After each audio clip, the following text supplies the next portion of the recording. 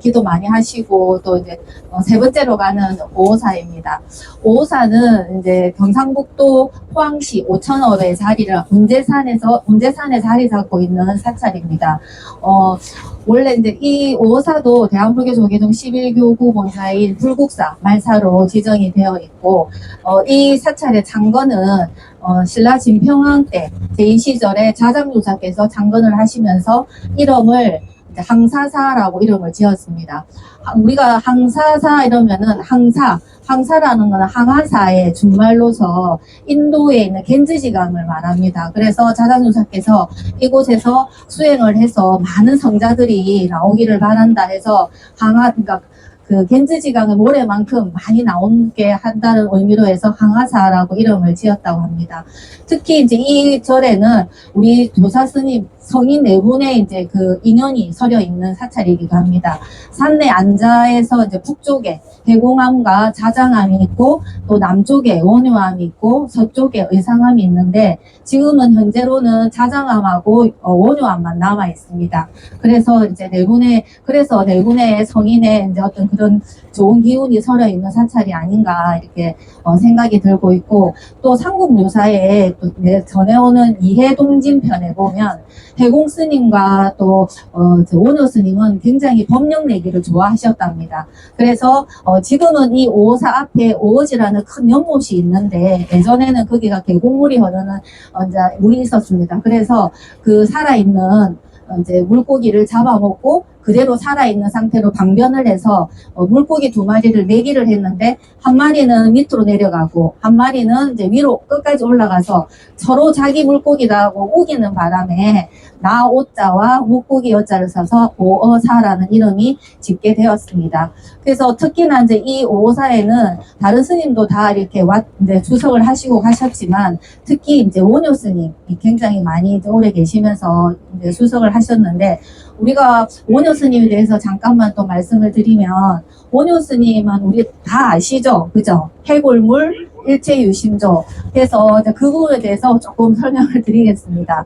우리나라 불교가 신라 때 굉장히 많이 발전을 했지만, 중국 당나라에는 굉장히 이제 완전 전성기를 맞이했습니다. 그래서 그 당시 신라 시대 때 우리나라의 스님들이 유학을 많이 가시게 돼서 의상 스님과 원효 스님은 두 분은 동반이시거든요. 그래서 손을 잡고 유학을 가자 해서 갔는데, 이제 밤에 목이 말라서 물을 찾다 보니까 하얀 바가지에 물이 있어서 먹었는데 너무 물이 맛있었다는 거예요. 근데 아침에 눈을 떠보니 썩은 물이었죠. 해골에 있는. 그래서 이제 원효 스님이 토를 하면서 깨달은 것이, 이 모든 것은 마음먹기에 달려 있구나. 그래서 일체유심조를 깨닫고 이제 유학을 포기하시고 의상 스님만 가시고 다시 신라로 돌아왔습니다. 그래서 신라에 돌아오셔가지고 저작거리에서 이제 미친 거지 행세를 하시면서 그 어린아이부터 나이가 많은 노인들까지 부처님을 바로 알고 연구를 할 수 있도록 정법 활동을 이렇게 하신 스님이시죠. 그리고 또 잘 아는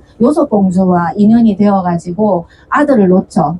아들 이름이 설총, 그죠? 그래서 학자신데 이 아들을 놓고 이제 파괴를 하셔가지고 소성거사라는 이름으로 해서 이렇게 불법을 홍보를 하신 분입니다. 그래서 우리 원효 스님께서 우리 중생들에게 꼭 알려주는 3가지 사상이 있습니다. 그래서 우리의 본성인 불성을 항상 찾으라고 하는 일심 사상이 하나 있고, 또 그 당시에 많은 종파들끼리 싸움을 하고 하니까 이렇게 화해하는 그 마음으로 실제 본 모습으로 돌아가면 모두가 하나라고 하는 화쟁사상, 그리고 탐욕심을 버리고 살아라고 하는 무해사상, 이 3가지를 우리 중생들한테 많이 설법을 하신 분입니다. 그러다가 이제 신라 신분왕 6년 때 70세의 나이로 입적을 하시게 되고, 입적을 하시고 이제 다비식에서 나온 그 뼈를 아들 설총이 이제 가루를 내어서 흙과 반죽을 해가지고 작은 소상을 하나 만들어가지고 경주의 분황사 아시죠? 거기다가 봉안을 하였는데 소실이 되어서 어디 갔는지 모르고 지금 있습니다. 그래서 지금 분황사에 가면은 고려 숙종 때 이 원효 대사님의 화쟁사상을 높이 평가를 해서 화쟁복사비라고 하는 비문을 내려주신 게 있는데, 그 비문도 어디 일제시대 때 누가 들고 갔는지 지금은 받침대만 이렇게 남아있는 상태입니다. 그래서 우리가 이제 오어사에는 특히 노녀 스님의 그런 발자취가 많이 있으니까 한번 제가 말씀을 드렸고, 특히 이제 이 오오사 앞에는 오오지라는 연못에서 다리를 건너면 원효암 가는 길이 있습니다. 근데 시간이 둘레길이 뭐 한 2시간 정도 걸린다고 하니까 아마 거기는 못 갈 것 같고, 그 다리 이름이 원효교입니다. 그리고 일명 또 등용문이라고 소문이 나 있습니다. 등용문 잘 아시죠? 한화강에 잉어가 물살이 심한데 끝까지 올라가서 용으로 승천한다 해서 모든 관문을 통과한다는 그런 문이거든요. 그래서 오늘 또 가시는 우리 불자님 가정에 뭐 시험을 치어야 될 뭐 아들, 딸, 뭐 손주가 있으면 다리를 건너면서 한번 우리 용왕님과 관세음보살님께 기도를 해보시면 좋은 효과가 있지 않을까 생각이 듭니다. 118m 정도 된다고 하니까 충분히 건넜다가 다시 올 수가 있을 것 같습니다. 이렇게 이제 항사사처럼 굉장히 수행을 많이 하는 절이기 때문에 특별하게 역사적으로 큰 어떤 어려움이 없이 잘 이제 전영고찰 이어왔습니다. 그래서 현존하는 당으로는 출입문이 이제 가학루 쪽으로 들어간 누각이 있고, 대웅전, 그 다음에 설선당, 삼성각, 그 다음에 이제 그 본종각이 있고 유물전시관이 되어 있습니다. 그래서 여기도 보면 이제 보유하고 있는 보물이 이제 지역유형문화재가 2점이 있고, 보물인 오사 동종이 있습니다. 그리고 유물관에 또 많이 전해오는 유물들이 함께 보관하고 있으니까 유물 전시관도 오늘 꼭 보시면 좋을 것 같습니다. 자, 첫 번째로 우리가 출입문이 주차장에서 내려서 들어가면 소슬 지붕 모양의 작은 옆으로 들어가는 문이 있고, 왼쪽으로 돌아서 가학루로 들어가는 문이 있습니다. 그래서 우리는 또 좀 품위 있게 가학루를 통해서 이제 들어가면 대웅전이 앞에 딱 나타납니다. 이 대웅전은 정면 3칸, 측면 2칸, 팔짝 지붕을 하고 있는, 다포식 공포에 팔짝 지붕을 하고 있는 굉장히 예쁘다 하는 느낌이 드는 그런 대웅전입니다. 현재 그 지방유형문화재 425로 지정이 되어 있고, 여기가 항사사에 수행하는 절이듯이 우리가 아까 그 대간음사에도 심우도 보셨죠? 그 심우도가 있는데 여기에는 유구도가 있습니다. 그래서 그 대웅전 옆으로 이제 벽면으로 해가지고 유구도 벽화가 있으니까 한번 살펴보시면 좋을 것 같고, 대웅전 안에는 목조, 석가, 삼존 열애불이 있습니다. 가운데 석가모니 부처님, 이제 왼쪽에 약사 열애 부처님, 그리고 오른쪽에는 아미타 부처님이 되어 있는데, 이 대웅전은 원래 창건한 연도는 자세하게 나와 있진 않고, 영조 12년에 1736년에 한번 화재가 일어났다고 합니다. 그래서 그 이후에 영조 17년에 1741년에 중창한 모습으로 지금 이제 보존을 하고 있는 상태고요.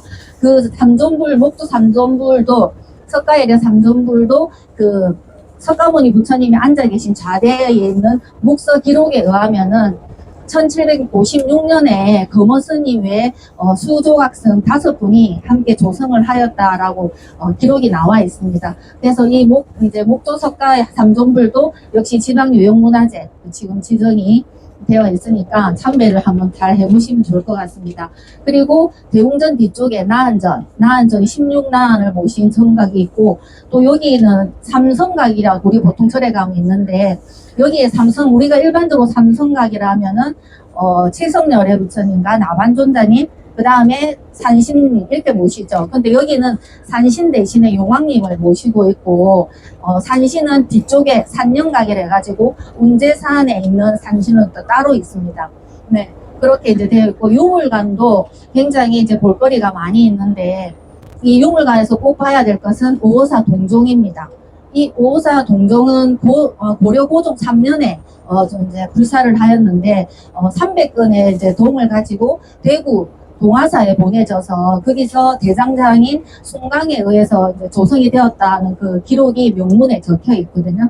그래서 어떤 연으로 해서 이게 소실이 되었는지 모르지만, 그 굉장히 가물어 가지고 이렇게 흉년이 많이 들고 해가지고 그 오지 바닥 공사를 하던 도중에 발견이 되었답니다. 근데 800년 동안 이 물속에 잠긴 상태에 비하면은 굉장히 보존 상태가 잘 되어 있어 가지고 지금 1995년 이제 위에 국립박물관에 가서 모든 처리를 하고 지금 다시 오오사에 와서 있습니다. 기적의 동종이라고 할 정도로 잘 되어 있습니다. 이 동종은 그 그러니까 신라 양식을 하고 있으면서도 고려 범종의 아주 특징을 잘 나타내는 동정이거든요. 그래서 위에 보면 우리가 동종을 매달 때 위에 보면 용류라는 부분이 있습니다. 그래서 용이 우리 종을 물고 있다든지 뭐 들고 있다든지 이런 모습인데, 고려 범종의 특징은 이제 S자 모양의 용이 비틀어져 있으면서 정면을 주시하고 있습니다.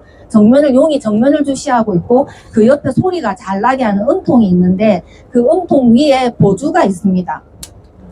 잠깐. 그 보주가 보통 2개에서 8개 정도 나오는데, 한 6개 정도가 일반적으로 달리는 것이 고려 범종의 특징이고, 그 다음에 종신부에 보면 이 맨 위에 부분에 이제 꽃무늬가 새겨져 있는데, 꽃잎 하나하나를 세워서 만든 것을 입상화문이라고 하면 그런 부분들이 다 조각이 되어 있습니다. 그리고 옴마니 바드메옴이라고 하는 산스크리트어로 해가지고 위패형 명문각이 또 종신에 새겨진 거라든가, 아니면은 꽃방석 위에는 두 보살상, 이런 것들은 다 이제 고려 범종의 아주 정석이라고 볼 수 있는 굉장히 이제 고려종의 그런 자료로서 중요한 오사 동종입니다. 그래서 오늘 유목안에서 꼭 보시면 좋을 것 같고, 높이가 96cm, 이제 지름이 60cm 정도로 해가지고 그렇게 크지는 않은 종이기 때문에 지금 잘 보완이 되어 있습니다. 그리고 이제 또 하나 볼 것은 원효 스님이 1300년 전에 쓰고 다니신 삿갓이 있습니다. 그래서 그 삿갓이 이제 무슨 보물이라든지 유물은 아니지만, 그래도 원효 스님이 여기가 계신 데다 보니까 그 삿갓을 보관을 하고 있고, 풀뿌리를 가지고 엮어서 만든 그런 삿갓이라고 합니다. 높이가 한 척, 그 다음에 지름이 이제 1.5척, 한 척은 30cm를 말하니까 한 30cm와 45cm 정도 삿갓이 있으니까 삿갓도 보시게 되고, 그 외에 또 특이한 것은 이 오사에는 굉장히 불자들이 신심이 높으신 것 같아요. 그러니까 항상 절에서 불사가 있으면 개를 조직을 하였답니다. 우리는 놀러 가는 개만 조직을 하죠. 근데 여기는 불사개를 조직을 해서 그 공덕을 이제 새겨놓은 비문이 있습니다. 그래서 불계 비문 또는 영불계 비문, 또는 이제 뭐 가물어 가지고 이제 기우제를 지낼 때 한때 뭐 운제산 단원 비문이라든가, 이렇게 불자들의 그런 공덕을 그린 비문도 이게 유물관에 전시가 되어 있으니까 꼭 한번 확인하시면 좋을 것 같습니다.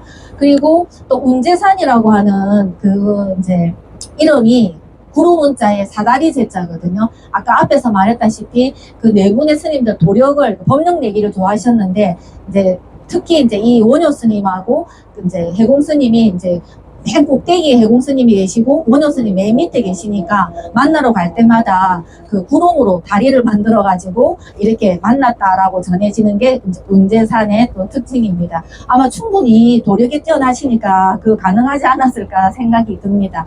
그리고 이제 사찰 안내 이게 다 이렇게 돌아보시고 나오시면 이 옆에 우리 운제산 맨 정상에 자장암이 있습니다. 그 자장암도 한 150m 정도 올라가는데 굉장히 가파르기 때문에 왕복 한 40분 정도 이렇게 걸린대요. 그래서 이번에는 이 운제산의 시간을 좀 참배 시간을 많이 주신다고 하니까 건강하신 분만 올라갔다가 내려오시면 좋을 것 같습니다. 이 자장암에도 이제 간음전, 설법전, 그 다음에 이제 나한전이 있고, 또 중요한 것은 진신사리를 모신 탑이 있습니다. 이 탑은 이제 태국의 왕실에서 보관하고 있던 것을 우리나라 유학생에게 아마 이제 그 기증을 하셨는데, 그 유학생이 다시 또 자장암에 계신 주지 스님께 이제 기증을 하여 가지고 그 탑을 만들었다고 합니다.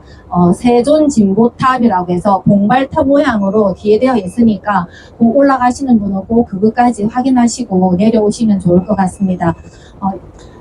이 오사는 뭐 재설이 좀 짧아가지고 했는데, 일단 한번 다 돌아보시고 또 궁금한 거 있으면은 그때 질문하시면 잘 이렇게 해드리겠습니다. 어쨌든 오늘 3군데 기도도 다 마치시고 돌아가실 때 우리 마음 한가득에 불보살님의 가피 듬뿍 안고 돌아가시기를 바라겠습니다. 경청해 주셔서 감사합니다.